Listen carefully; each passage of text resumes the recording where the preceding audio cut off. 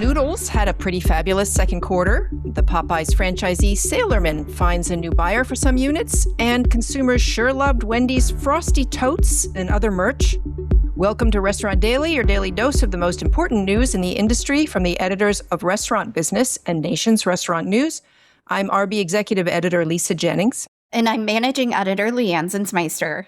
Noodles & Company raised its guidance for the year after reporting one of the strongest quarters as a public company. The fast casual chain CEO Joe Christina credits the ongoing turnaround efforts, saying that the operating model in place now is working. Same-store sales for the second quarter grew 10.3%, including an 11.4% increase at company locations and a 5.5% growth at franchised units. That was based in part on a 7.6% increase in traffic. Noodles, however, is benefiting in part on the closure of underperforming units.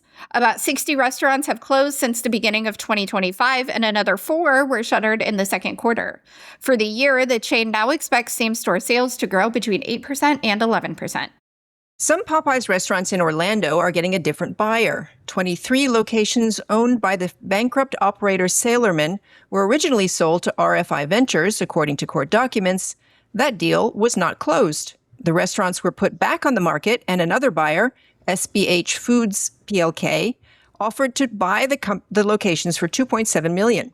About three-quarters of the 136 Popeyes restaurants once owned by the heavily indebted Sailorman are being sold in multiple deals, with about 39 expected to close. Consumers didn't need long to snap up new Wendy's merch.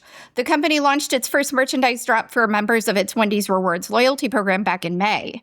The drop was part of the fast food chain's effort to evolve the loyalty program beyond simple promotions and instead use it to reward its most loyal customers with special access to menu items and merch. You want coffee that tastes like strawberries, peaches, or a mojito? That's what producers are doing with co-fermenting, a process of adding fruit, herbs, and spices to coffee as the beans ferment to turn adequate coffee into distinctive products. It's the trendiest thing happening in craft coffee, and you can read all about it on restaurantbusinessonline.com.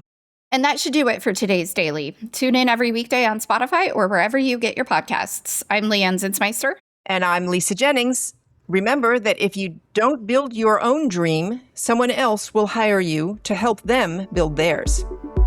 Thank you for listening to today's episode of Restaurant Daily. Rate us on Apple Podcasts, Spotify, and subscribe.